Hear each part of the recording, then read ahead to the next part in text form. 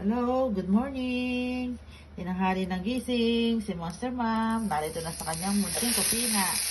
So, magluluto na lang ako ng hotdog with egg. Aking almusal.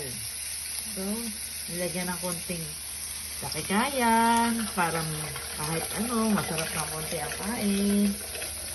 Nilagyan ng konting kikay. So, ayan po. Ang aking sunny side up with egg. Sasamahan ko po siya ng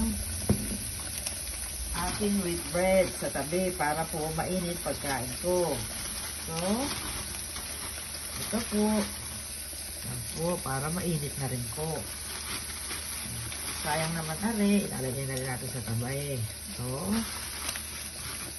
ito hindi na fresh yata yung aking itlog, nabasag ang pula. Pero okay na rin yan. So, ito lamang po ang aking almusal ngayong umaga. So, bye-bye!